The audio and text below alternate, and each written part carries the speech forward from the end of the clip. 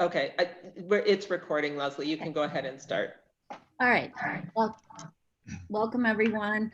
My name is Leslie Kirby. I'm the chair of the Community Relations Committee of the Jewish Federation and Jewish Foundation of Nashville and Middle Tennessee. And our guest today for our virtual Lunch and Learn is Rabbi Saul Strasberg from Shereth, Israel. So Rabbi, one of the things that's happening right now is that people who traditionally kind of think about themselves as givers of tzedakah are now finding themselves in need of tzedakah. So can you talk to us a little bit about what our tradition teaches us about giving and receiving tzedakah?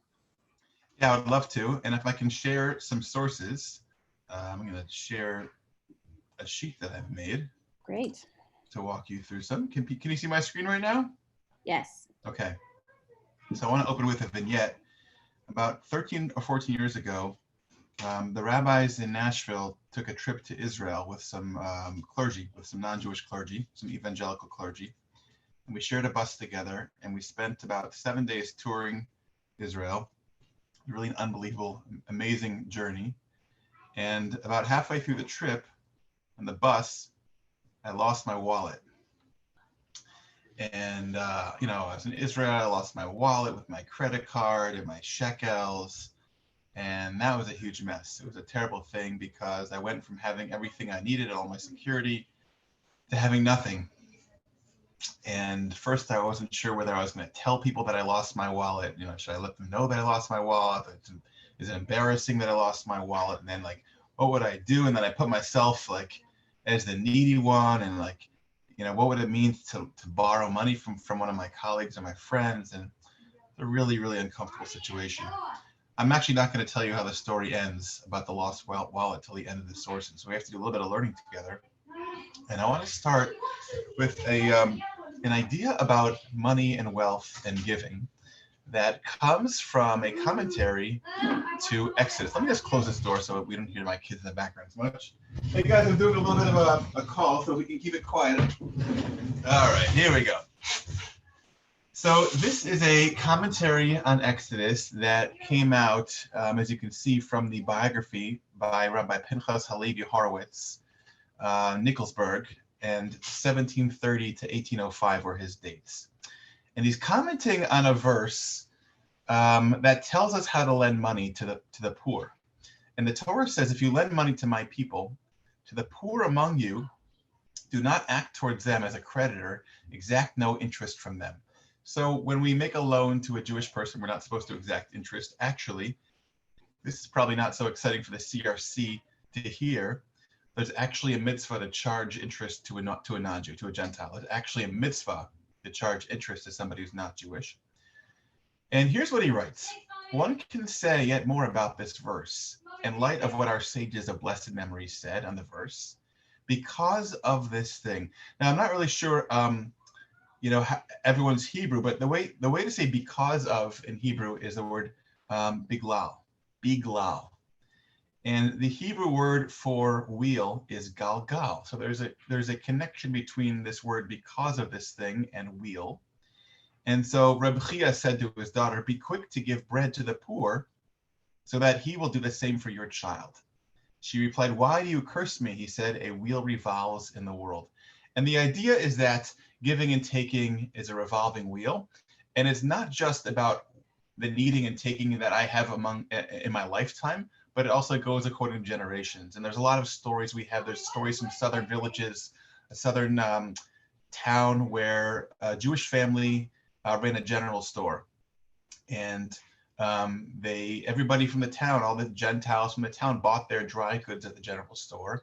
And the Jewish people who ran the store really took care of everyone in the village. And then 2 generations later, one of the Jewish grandchildren of the owners of the store gets into trouble. They go to the bank, and the old bank owner gives them a huge loan. And they say, wow, I barely deserve this loan. Why are you giving me this loan? Oh, because I know who you are, and your grandparents were in the general store, and they were very, very kind. It's a revolving wheel of helping. And part of the helping is being helped. That's the only way the wheel can work, is if we accept the help and we give the help.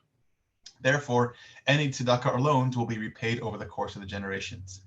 which should make us feel good because we can't always repay, but our children can repay, and sometimes our parents have prepaid for us, our grandparents have prepaid for us. Okay, now we're going to look at a really small snippet of Maimonides, and many of you are familiar with the different levels of giving that Maimonides writes about, the 8 levels of charity. So now we're going to go to the right-hand column where it says, there are 8 degrees of tzedakah, each higher than the next. The highest degree, exceeded by none, is when a person assists a person in need by providing them with a gift or loan, or by accepting them into a business partnership, or by helping them find employment in order to strengthen their hand until he needs no longer to beg from people. And that's the idea of the best help we can give somebody is the ability for them to help themselves. And that's a familiar concept. That's not new. I don't want to spend much time on that, but I want to keep moving on.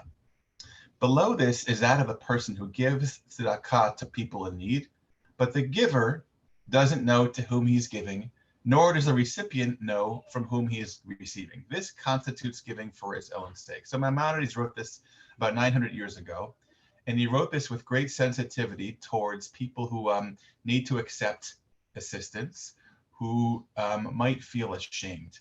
And I think it's so profound that 900 years ago, Maimonides really understood the dynamics of what it means to give charity and what it means to accept charity, and how it can be very difficult, how it can be difficult to feel like you're helping somebody, to know who you're helping, and also to feel like now I'm the one who needs, and I don't want people to know that I need something, and I also don't want the people who are helping me to know who I am, and I should know who they are.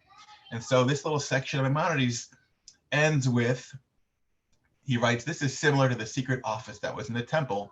There, the righteous ones gave secretly, and the poor people would be sustained from it anonymously. This is similar to giving to the tzedakah collection. And the idea simply is that even in ancient times, there's always a time in life when somebody needs help. We all need help sometimes. And our tradition is just recognizing that it's not always easy to say we need help. It's not always easy to accept help. And so built into our system is this understanding that it's not easy to help, but it doesn't mean we're not going to help people. It doesn't mean people shouldn't ask for help and receive help. So moving on, here's a cute article I found in this online journal called Nerdy Creator. And I'm sure Eric Stillman reads this every single week. Just kidding, Eric. It was just a really cool thing about how to receive help when it's uncomfortable.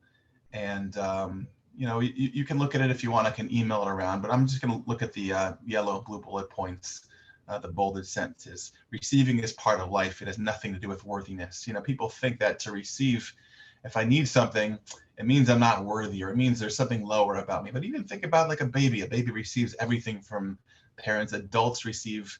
We're all receiving in some ways. It's such an important part of this system. So moving to page 3, here's how to accept help from others when it's uncomfortable. And I want you to keep thinking of my scenario with the wallet and think what was going through my mind, with the wallet on the bus. And that is that I didn't have family with me to say, hey, brother, or hey, mom, or hey, daughter, I lost my wallet. Can you help me? These were all new faces and new people for me. Even I had just moved to Nashville a few months earlier. I didn't know the rabbis that well. And I didn't want to be vulnerable. I didn't want to say I'm stuck. Without help from you, I can't do anything. I can't even call home. So how to accept help from others when it's uncomfortable is, number one, allowing ourselves to be vulnerable. Being vulnerable is actually a sign of real strength. It takes some strength to be vulnerable. We hear this all the time. And it's easier said than done, but it's something we can practice. We have to examine our beliefs on receiving. What do we believe about receiving? Were we taught that receiving it's not good to be on the receiving end? Or are we taught that receiving is actually important and it's good to model receiving? So if you look at those points, what's stopping us from accepting help from others? Do you feel that you don't deserve to receive their compliment or love? Why do you feel that way? What's our relationship with money? Do we have a tendency to spend all the money we receive? Perhaps our parents weren't good receivers. I could imagine my parents or grandparents, even though they did need help at times, feeling quite ashamed to receive help. Perhaps you were told by your parents that it's better to give than receive. I mean, I think we've all heard that before.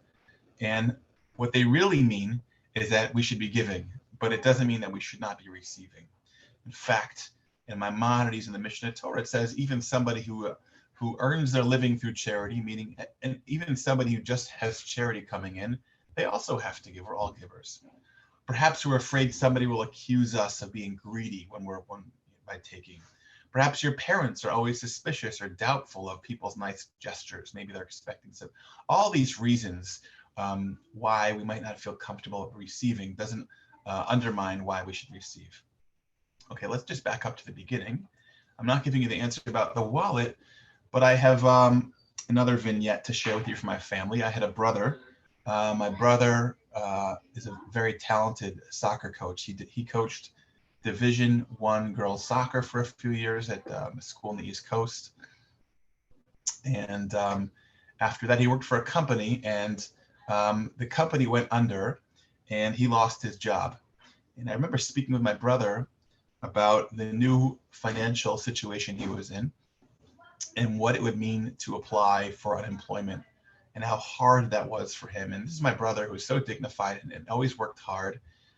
Even my own brother came to me in struggle of what it means to say, hey, I'm going to accept help. It was a very, very hard decision for him to come to. He ended up doing it. He got help for the period of time he needed help. And then he was able to get back to a newer, better job. Okay, working through this article, and then we'll get to the last source. And when we get to the last source, I will give you the answer about what happened with the wallet. Did anybody have any comments so far about the things we're reading? We're kind of in the middle of this little article. We're going to skip give others an opportunity to give. Let me just close this door again. Apologize.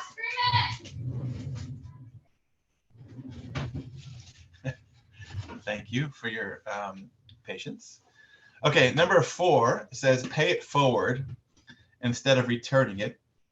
Sometimes when people aren't comfortable with receiving, they would return the love, the compliment of the gifts in another form immediately. And we know that if we're following Maimonides' protocol, this is really impossible.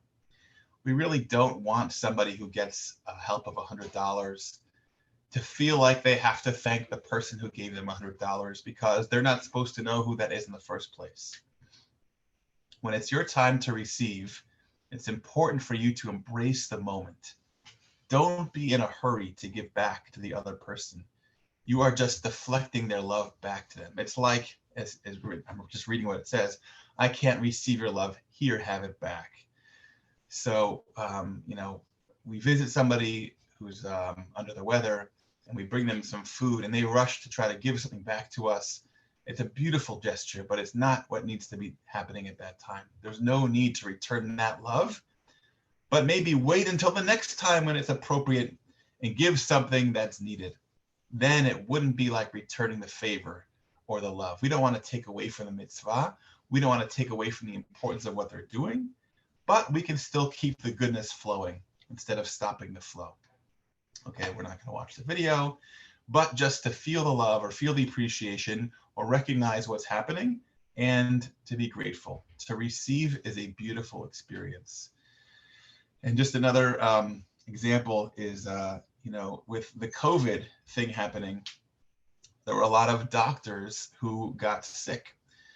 And some doctors got sick to the point that they needed to be admitted to the hospital. I'm not sure if anybody here knew of any doctors that were admitted to the hospital. I actually didn't hear about it as much in Nashville as I heard about it in New York. And the big question is, are doctors good patients or are they terrible patients? So some doctors are terrible, terrible patients. They make the nurses nervous and crazy and they want this or they want that, or they think that, hey, I'm the caregiver here. I'm the one who's supposed to help everyone else get better. I'm not sick or I'm not accepting your help. And sure enough, according to his rating system, there was a certain percentage of doctors that were terrible, terrible patients.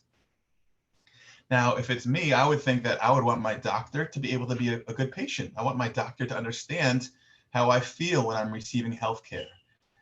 And so there it was. About 3 years ago, my father had his bypass surgery. And since my father was a doctor in Schenectady and was chief of the hospital for a while, they gave him a good bed, a good room.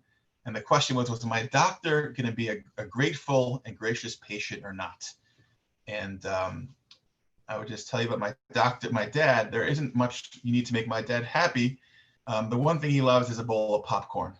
That's what my dad, every day from the office, he comes home with his popcorn. If you give him popcorn, that's really all he needs. And so there he was in the intensive care or the post-op, and he basically said, "Can I have a bowl of popcorn?" And the answer was an emphatic absolutely not. There's no popcorn after your surgery. And the question was he still going to be a gracious patient? He loved being a patient because my father was so used to helping others his whole life, and to be able to my mother too, just to be able to sit back in bed and have people serve you. And again, this is a terrible situation. Nobody wants to bypass surgery, but to be able to sit back and kind of appreciate the fruits of your labor and feel the return was just amazing. He loved being a patient. Obviously, he wanted to get out of the hospital as quickly as possible, but there's ways to be graceful about receiving. And my father became a model for me about being graceful. He was grateful for the success of the surgery, but he's also very gracious in receiving. And we're all going to have times in our life when we have to receive, and we should do it gracefully. And I know I haven't answered the wallet, and we're getting closer and closer, but just to underscore that to receive is a beautiful experience. It's somebody giving love. It's giving somebody the opportunity to do something worthy. And it shows that we care for each other. And caring for each other doesn't just mean doing for somebody else.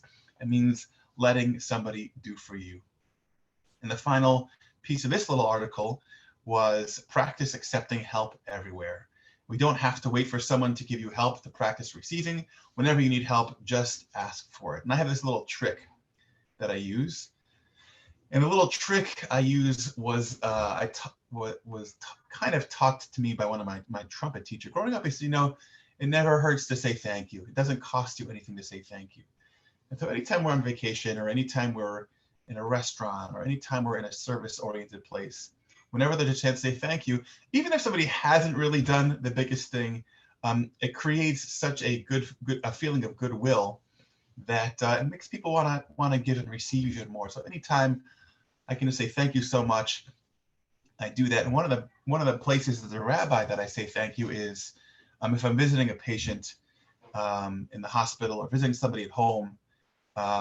When I leave, I thank them for the visit because it was an opportunity for me to connect. It was an opportunity for me to just to see somebody when they're in need, and the feeling of the connection was really helpful for me. Just to say thank you expresses that, and they don't expect the thank you. And they say, why are you thanking me? You visited me. And I just say, I thank you. I really appreciate the time we spent together. I thank you for the visit.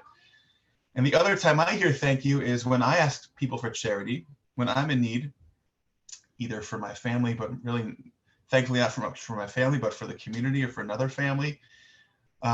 Somebody will write a check, and I'm sure, going back to Eric, you probably receive the same gratitude. Somebody writes you a check and they say thank you, and they're thanking you for the opportunity to help.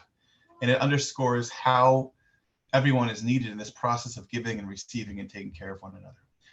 So here's the last little source that I have for today, Maimonides' Gifts to the Needy. This is the very last chapter of Gifts to the Needy, chapter 10. And so these two things are very, very strongly worded, and they're meant to be so strongly worded. Here we go. Anyone who does not need tzedakah, but deceives people and takes, will not reach death in old age without having come to depend upon others in reality. And what he means here is if somebody takes charity without needing it, they'll come to need it. They'll come to depend on it. Okay, that's the first piece. And it just goes to show that when we have a need, it should be taken seriously. And we do have a person in the community, a very big Baal Tzedakah, somebody in the community who spends his life working really, really hard and trying to give out charity. He told me that, you know, his father in his store in New York, his father had a fabric store, would always have people in need come to the back of the store and ask for some money. He makes sure to help every single person. And so his son said to his father, Father, what if what if they're swindling you? What if they don't really need the help? Or what if, and the father said, even if 9 out of 10 are swindlers or 9 out of 10 don't need the help, the 1 out of 10 who needs the help makes this whole process worth it. Okay, so that's one part of it. But let's look at the second part of Maimonides, chapter 10, end of Gifts to the Needy, where he writes, anyone who needs to take tzedakah and can't live well without it unless they take, such as an elderly person, a sick person, or one who has many afflictions, but whose mind is full of pride and will not take, is like one who sheds blood, is guilty of their own death, and gets nothing for their hardship except sins and guilt. That is very strong. So Maimonides is saying, hey, if you need help, it's your job to accept help. And if you don't accept help and you need help, it's on you. That's what the Maimonides is saying. This is very, very strong. And I love the fact that Maimonides puts into writing the fact that when we get old, we're going to need help. If we're sick, we're going to need help. If we're married to somebody who's sick, we are going to need help. If we've any kind of affliction, we're going to need help. If we're down on our luck, we're going to need help. And it's our job to accept the help. That's our job. And if we don't accept the help, that's on us, because that's what it's there for. This is part of a whole system of giving and taking that began forever. It began with history of the world, the beginning of the world, and every generation has a role to play. And he finishes, but anyone who needs to take and endures hardship, presses themselves, lives a life of hardship so as not to burden the community, will not reach death in old age without being able to sustain others from their wealth. Of him and those like him it's written, blessed is he who trusts in the Lord. Thus ends, with the help of God, the laws on gifts for the poor. And Maimonides is kind of saying here is, hey, if you want to be the one to give help, you have to receive help. There's no way you're going to graduate and become somebody who could really, really give with the right heart unless you have received. You can only give the right way once you've received the right way. And whether you want to interpret that to previous generations that my parents received so I can give, perhaps. But the best way to model how to give is to know how to receive, to be present and appreciative, to not have to give it back so immediately, and just to understand what the purpose of receiving and giving is and what tzedakah is all about. So just to go back to the very beginning of the lost wallet and to remind you how big the stakes were, because in Israel, we want to spend our money. We want to enjoy. We want to buy judik. We want to buy gifts. This wasn't about, can I have 20 shekels for a falafel? This was, can I have $1,000 because I'm in Israel? The stakes were high here. And so we were on that little bus and I lost my wallet. And the first question was, am I going to tell them that I lost my wallet? Was I going to be vulnerable? And I will tell you, for 3 or 4 hours, I kept searching the same area of the bus. I kept looking around, and finally, and by the way, they had those Israeli packed lunches, the long rolls with the, and the bottled water and the cucumbers. So I didn't tell anybody for 3 hours. And finally, I told one of the rabbis, I don't know where my wallet is. I can't find my wallet. And so she took she made an announcement to everybody and said, hey, Saul can't find his wallet. Let's help him look around. And one of the Christian clergy, one of the evangelical Christian clergy, pulls me aside and gives me like a paternal embrace. And this is exactly what the experience was. Pulls out $300 and gives me a hug and says, I love you, brother. This is from Jesus. So just to show you how vulnerable I had to be. And I said, and this person is my very, very close friend today. I love him to death. And I said, thank you so, so much. And I felt terrible in my heart. I felt comfortable that I had some money. That was really nice. And I said, thank you. I love you. And I really, really appreciate this. And 5 minutes later, I walked back to my seat and my wallet was in between the two seats, and I found my wallet. So it just took that willingness to be vulnerable and a little bit of luck And at the end of the story, I was able to return the money, and that's the end of my story. So so that's it. That's our charge. Our charge is to be really, really good about giving and really, really good about receiving. And that's really what we should model for the next generation. We should model what it means to give. We should model what it means to receive. And when people say it's better to be a giver than a receiver, we should challenge them on that. It's really important to be both. And we have to be really, really good at both. Really, really good at both.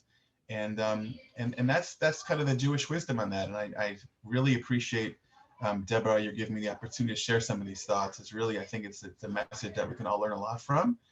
And I really bless us. And the blessing is that we should all be givers and we should all be receivers. We have to do both. They're really, really important. And that's it. That's all I got. Thank you, Rabbi. My pleasure.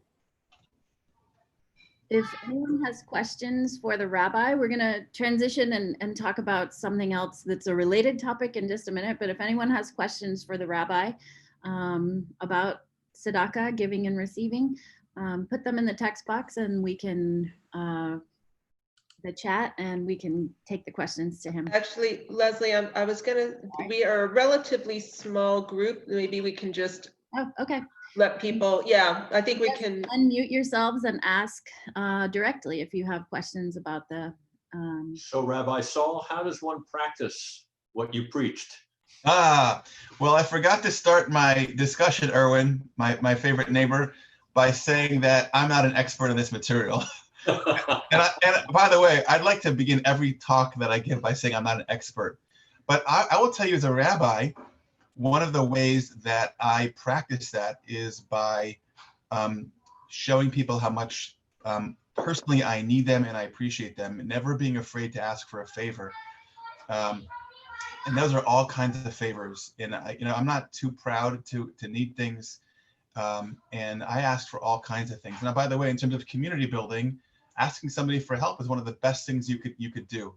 And I don't care whether I'm asking for help with my kids or juggling, or you all know me long enough to know, like, I work hard, but I don't have everything together, and I'm not embarrassed about that. And if I can say that out loud and I can share that and be vulnerable in front of my congregation and in front of our community, I hope other people can too. And there's a lot of things that I need, a lot of, and I think because I'm able to share, when Danielle and I first got to town, we didn't want to be, for some reason, we don't want to owe anything on our credit cards. I don't know why anybody would be that crazy. We didn't want to be, and so we didn't buy mattresses. We slept on the carpet for 3 months in the house we were renting, and July rolled around, or August, and we got chiggers. You guys know what chiggers are? And so I show up to a congregant saying, Marilyn, what's happening? Like, is this something I don't know about? And so I was vulnerable, and sure enough, she helped us figure out how to get mattresses. So we didn't have to go negative on those credit cards. But Erwin, I don't know. Like, I'm not an expert in this, but I just try hard to let people know when I'm needy, and I'm sure that I'll be needier as life goes on. Thank you. I think this is a great topic. One thing I've been wondering about is how to offer help when help has not been asked for, but you perceive a need. I know sometimes when I need help, I'm so overwhelmed that I don't even know how to ask for help. So I appreciate your words. I'm going to try to be better about articulating when I need help. But if you see somebody where you perceive that they have a need, I'm just curious if there's any Jewish wisdom or your personal wisdom, Rabbi Saul, about how to approach that in a way that is, protective of dignity and all the other things we're concerned about when we're giving and receiving help. Yeah, I think 3 things are important to keep in mind. And I reiterate that I'm not the expert, but I spent a lot of time thinking about this, and we all spent a lot of time worrying about this. Number 1 is the players matter. So it matters who is giving the help. And so sometimes, Carrie, you may say, this person needs help, I'm not the right person, and you find somebody else who is the right person. And a lot of people do that through me. I'm sure through other community providers here. They say, we've noticed a need, do it. Number 2 is creativity. A lot of times it takes just a creative way to figure out how to help somebody. And we all have lots of examples. I have many examples of people who've had needs, and we've figured out creative ways to help them in a way that would be successful and that they'd accept. And the third thing is, I think the most important thing is not be afraid to try. I think we always feel like we're on thin ice. We don't want to embarrass somebody, but we shouldn't be afraid to try. And even if it doesn't work the first way, it may work the second way. And you and I could have a chavruta about this, because I'm sure, you know, there'll always be needs, and you and I will always be interested in figuring out ways. But I think through figuring out the right players, through creativity, not being afraid to try, we'll be able to do it.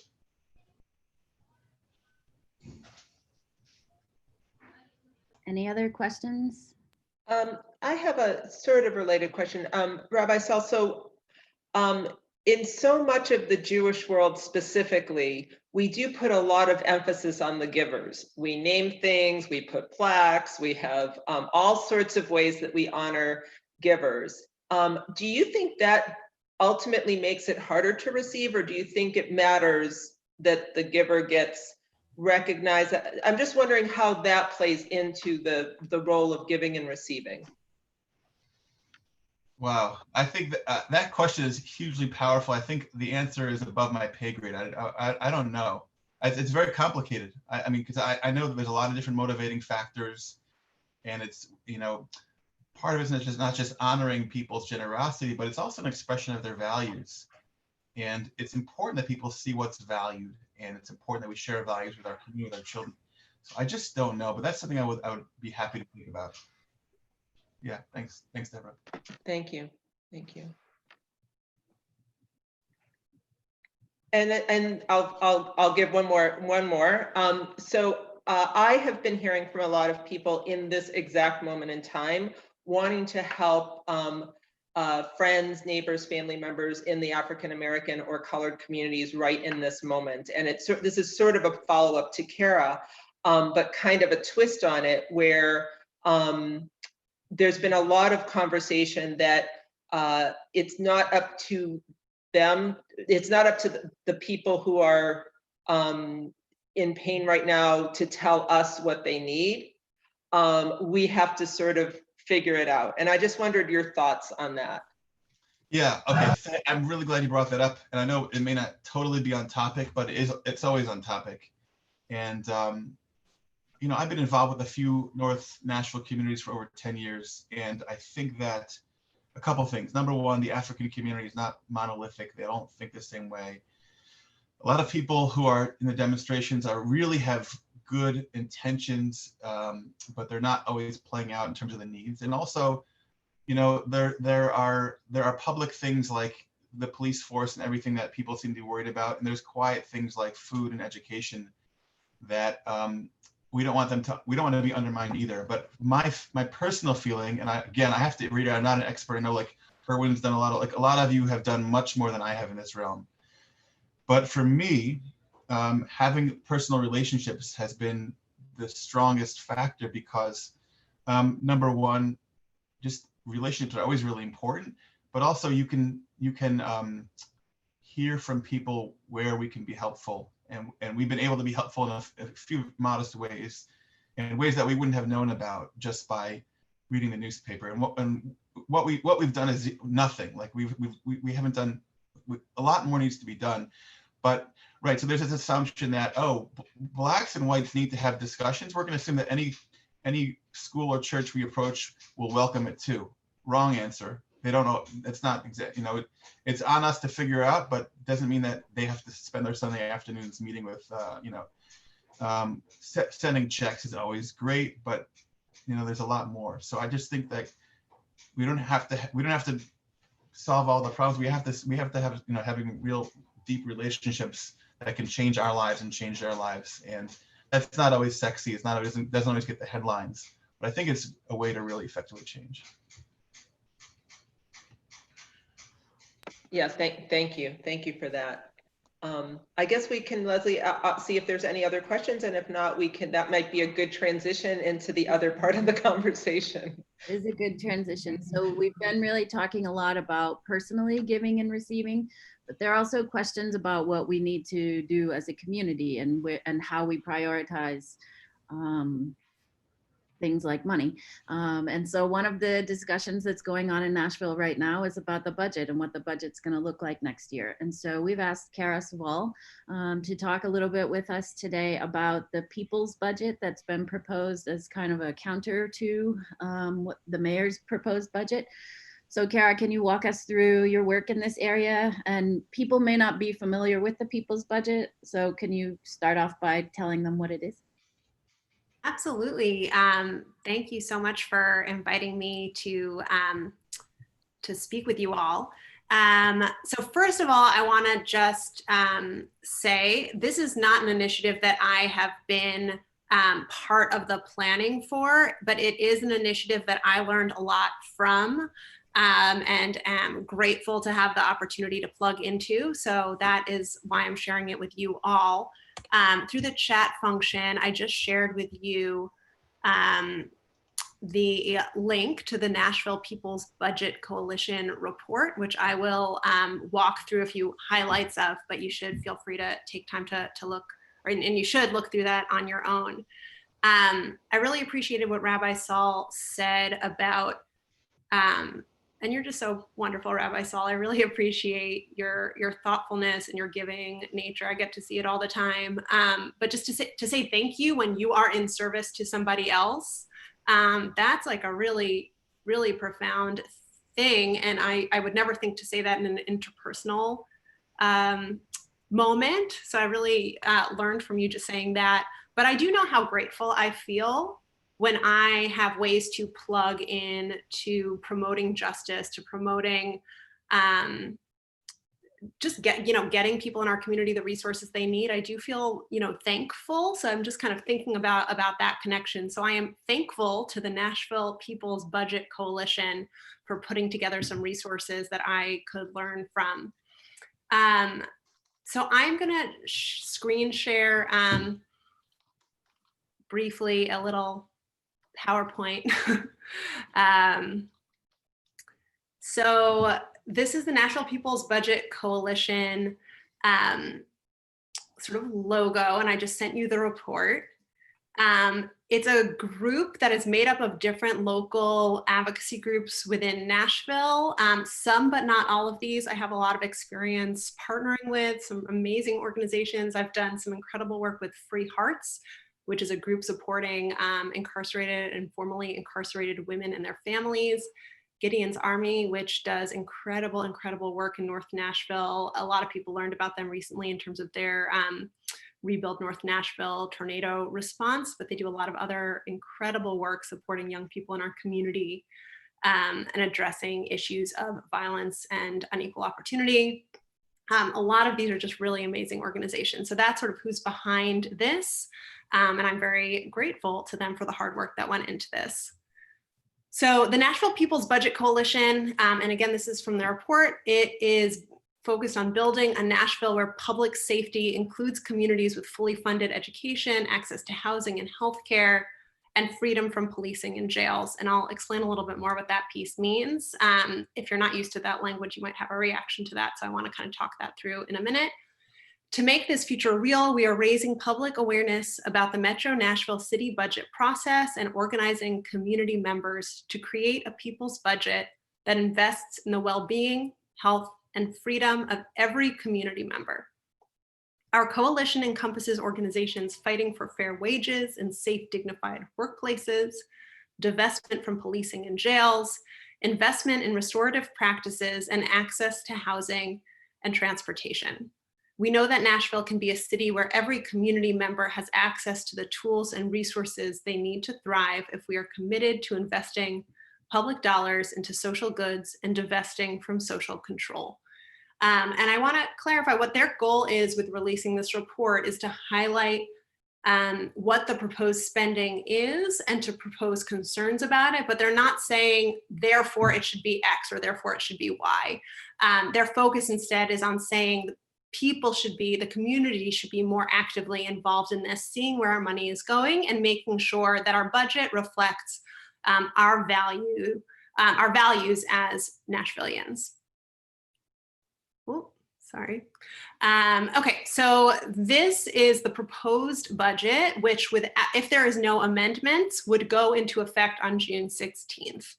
So in the proposed budget, what this graph is showing is just how much of our budget goes to the criminal legal system versus how much goes to healthcare, including mental health care, transit and infrastructure, parks and rec, public library, tax and rent relief, affordable housing, and social services. So if you're, my reaction to this is that I was pretty shocked by how low some of these numbers are down here compared to the different apparatuses that are part of the criminal legal system.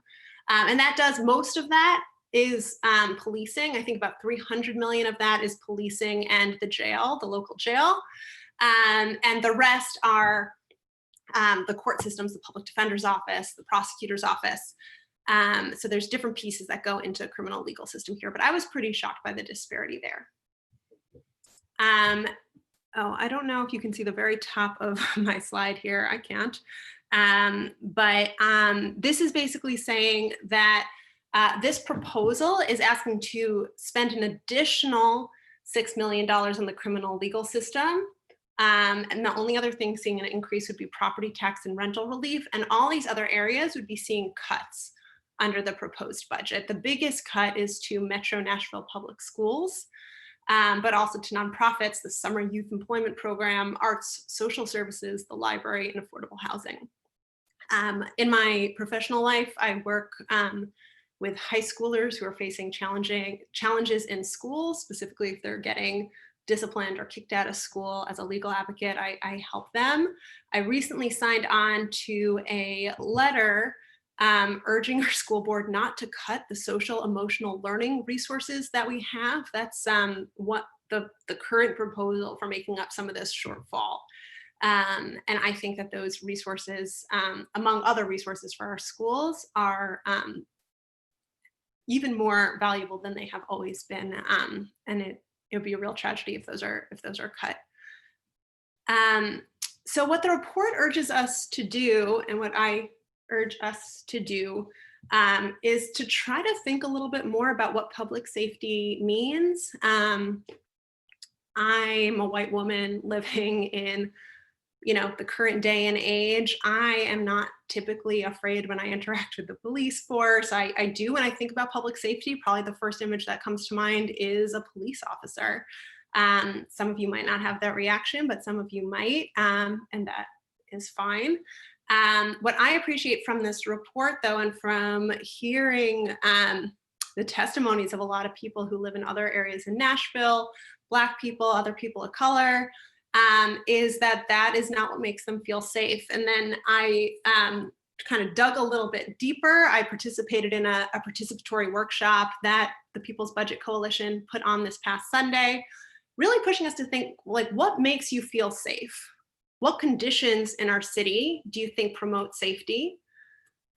What do we use the police for now that could be done better, differently, through social and community-based services?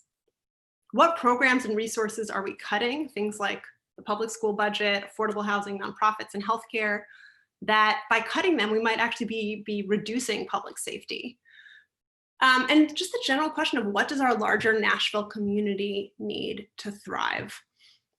So just one example of sort of a way of shifting that is one of the main thing that people respond to when saying, like, oh, you want to defund the police, you want to take some of the resources away that are currently allocated to the police and put them into community-based and other resources, but what about violent crimes? What about violent criminals? And I think that through the sort of reading, learning, and listening I've been doing, I've come to feel like that is a really, it shows sort of a lack of creativity sort of on our part in terms of thinking about how to respond to these things. So you would think, okay, somebody shoots somebody else. What you need in that community is a strong police presence, right, to promote safety. But that is not necessarily the case. It can actually be counterproductive. So one organization, Gideon's Army, which I highlight here, has an absolutely incredible program of violence interruption. And that's their response. When they see these situations, this is their response. And And they believe, and there's been many studies show that that actually promotes public safety much more than having strong police presence in already over-policed communities. So this is just a post on Facebook that I'm sharing with you all. It says, our violence interrupters literally put their lives on the line every day. They step in to de-escalate situations, they mediate, and they discourage those that seek to retaliate. Imagine a community finding an effective way to protect and serve itself. It doesn't have to be imagined. We are doing it. We don't need more policing. We need more community soldiers, funding, caseworkers, and resources for our people. We are proud to be a part of Nashville People's Budget Coalition to defund the police and defend Black lives. That to me is just like a very clear illustration of something I might have had an instinct to think like, oh, if there was a shooting after the first initial, okay, maybe they arrest that person, but then do they flood that neighborhood with police? And you know, what does that look like? Or are there enough resources in our community that you can have people who have real relationships with the people involved to get involved early on, to visit the hospital, to visit the family, to connect with young people, and to discourage retaliation, to promote public safety, to promote ways of reconciling the community and avoiding more violence. So I think that's a really, really powerful example of that. So the takeaway of what this program is trying to show is basically just that our budget should reflect our values and our vision for Nashville. You might not necessarily agree with what the authors are proposing. They are proposing that some of the money for the police should be going to other things.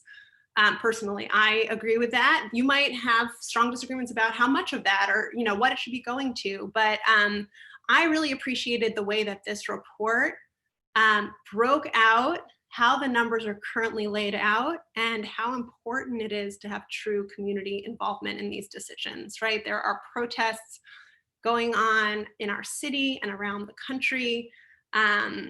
We all are aware of the problems of racism and police brutality, but now we're hopefully even more aware and thinking even more deeply about what that means. I'm thinking today about Breonna Taylor, who should be 27 today, but was killed in her home by the police a few weeks ago. I think that we need to continue challenging ourselves to think about the role that policing plays in our communities and to work in partnership with some of these amazing organizations that are imagining alternatives. So the budget amendments for this coming year's budgets are due on June 10th, really short timeline. The final budget vote is on June 16th. There is no more planned opportunity for public comment. This past Tuesday night, there was a city council meeting that ran until about 4 a.m. With people commenting, motivated by the organizing work of the National People's Budget Coalition, sharing the resources where they think the resources should go. Really the only opportunity that I know of right now for our voices to be heard is through social media and reaching out to our council members. I urge you all, if you are on social media, to follow the National People's Budget Coalition. The thing there is their Twitter handle. You can post on social media and contact council members. So you can contact your individual council member, or if you email council members at nashville.gov, that goes to all of the council members as well. So I urge everybody to read the report, think about how they want the budget to reflect their values, and communicate that to council members. I think this is an exciting opportunity for us to not just express outrage about what is, but to play some small role in saying what we want to be. If you have questions, I likely don't have the answers to them, but I'd be happy if people have kind of thoughts or reactions or questions. If it's a question I don't have an answer to, I will find an answer if I can and get back to you. But maybe people just have reactions or thoughts. So I know we have about 9 more minutes. If anybody wants to share any of those, I'd love to hear them. So there's a question in the chat, Kara, from Tina that says, how do these values presented compare? Sorry. What's Bob Mendez's budget? Yes, so I have not seen an analysis of Bob Mendez's budget. I believe it is provides more resources to the things that are not the criminal legal system, and of the options on the table, that it is something that might meet more of those needs. But I don't have the information about the specific budgets. I'm pretty sure if you're interested, if you're able to follow National People's Budget Coalition, they'll be probably commenting on both the other proposals that are on the table and amendments that they're hoping to see filed by the 10th. Kara, I have a question. The way you described in terms of how the money would be allotted, it was kind of defunding the police and using a lot of that money for programs like interventional programs or proactive programs. And I think my question for you is, like, if Nashville had all the money in the world, would we try to do both, or do you see those two things as working against each other? It's a great question. I think it's a great conversation to have. I'll share my kind of quick reaction, but I think it's totally fine. Some people say, like, yes, and could we have this and great, fully funded public schools? And I think that would certainly take away some of the urgency. But I think that there would be a benefit still to significantly limiting the types of roles that the police play in our community. Again, that's not saying that, well, it's a long conversation. I know this group is not hearing me say, I'm not saying police officers are bad, individual police officers are bad, like it's not that. It's just that there are a lot of tasks the police department takes on now that, to my mind, don't make sense within the institution of the police, right? The only difference between the police force and other organizations is that they are authorized to legally use the state's violence against people, right? That is what's different between the police force versus other government or non-governmental organizations.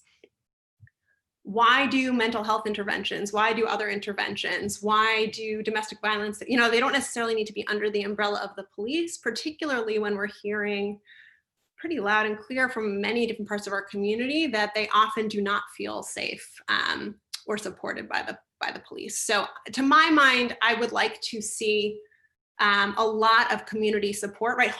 When you see people experiencing homelessness, should you call the police? Like, probably not. Probably there should be other people that you think to call. And I think our city is trying to make strides in this area, having people call non-emergency police lines, but having that under the umbrella of the police at all, I think is problematic. So even if we had all the resources in the world, I think it would feel less urgent if our schools were fully funded and all the social services were fully funded. But I think we would realize that a lot of things dealt with by the police right now don't make sense to be dealt with. I really appreciate what you say, and I think the challenge is going to be able to have the conversation in a way that doesn't feel like an attack to the police, but more of, like, just to figure out, like, what do we need to do to be most successful? To set us up for success, let's have the police do things that they're best at that nobody else can do, and let's have mental health. Like, there has to be a way to have this conversation in a way that isn't going to rile people up. Mm-hmm. I just want to thank Rabbi Saul for saying that, and thank you, Kara, for sharing what you did, because I do think I was on a call earlier and we were saying from several of us, our point of view was that defund the police is not a good marketing slogan. Like, that's confusing. I think that's sending a message that isn't exactly accurate. And I think, Kara, you just did a good job of explaining it. It's more nuanced than that. And so, and Rabbi Saul, just to follow up, I know so many of us in the Jewish community are very grateful to our police. It's our, so in so many instances, from our perspective, our police are protecting us and keeping us safe in our worship spaces. And that's very important to us. I think that they are being, it's different in other communities. It's not necessarily viewed that way, but I think you said it right. This is not an attack on the police.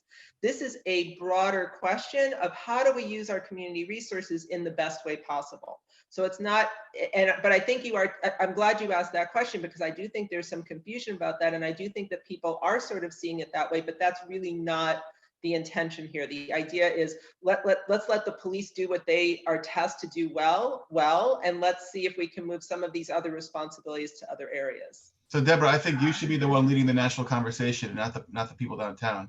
because it's not, it doesn't feel and sound productive. Well, I'll be honest, that was part of why I asked Kara to join us today, was to really just begin that process, to begin the conversation a little bit differently from what maybe is being perceived by what's being said downtown. And that was exactly the point. So thank you. This is, as Kara said, it's the beginning of the conversation. It's just unfortunate that it's so rushed, because the budget's going to be discussed very quickly. I will say that our guest for next week's call, our Lunch and Learn next week, is Metro at Large Council member Sharon Hurt. So it will be another opportunity for us to talk about this and to learn from her, and to also express to her some of our thoughts. But you're exactly right, Rabbi Saul. This is a broader conversation that needs to be had in a fuller way. Wow, Kara, thanks for that. That was really awesome. Really, really helpful, Kara. Yes, definitely. Thank you. And just to build out a little bit on what Deborah was saying, it is the case that I think that particular slogan is unfortunate, defund the police, because a lot of groups, and all the groups are not the same, but a lot of groups aren't really intending to defund the police. They just mean, like in the case of Nashville, for example, that instead of giving $6 million more to them, that maybe you could do something else with that money. Rather than saying, let's shut the whole thing down, which I think is what a lot of people think when they hear defund the police. These are difficult conversations, and our role really is just to try to create a space where we can have an open and meaningful dialogue with each other about it. I for one, found it very hopeful this week that there were that council meeting lasted 11 hours, that I'm sure they weren't excited about it, but I think it's good that people are there making their voices heard, and they seemed that night to have done a good job of staying civil and respectful, and in terms of the way they were presenting things. So I think to the extent that this moment has created a tendency in Nashville for people to pay more attention and to express more, I think that's good for all of us. We are almost out of time, and I want to be respectful of Kara's and the Rabbi's time, since they were kind enough to join us. Are there any last minute questions before we have to end?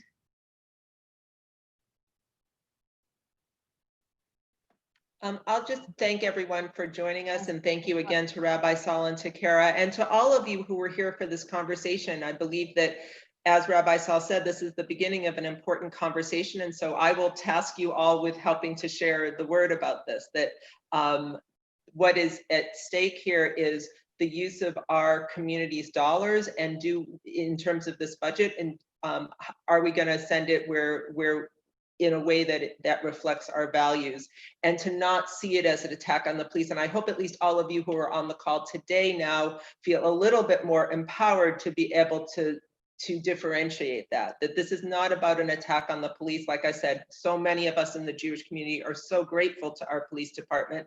This is not an attack. This is just a way of looking at things a little bit differently.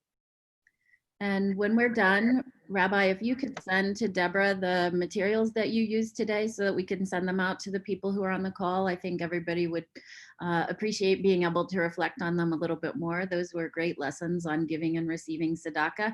And we can also send out the PDF that Kara included for us on the People's Budget Coalition report. So sorry, Leslie, one final plug. We are still, if anyone is interested in our How to Be an Anti-Racist book groups, the first group will launch on the 15th, being facilitated by Sarah Malamud. We have 3 more groups about to launch, but the more the merrier. Every time we get up to 10 or 12, we will start a new group. So there is no such thing as too many people. Just another quick pledge. If you are interested in that project, just let me know, please. Thank you. All right, thank you everyone for joining us. Thank you, Rabbi. Thank you, Kara. And please come back next week and join us when we are talking with Sharon Hurt from Metro Council. And do read these reports and make your voice heard. Whatever you Thank you. Shabbat Shalom, everyone. Thank you. Kara, thank you.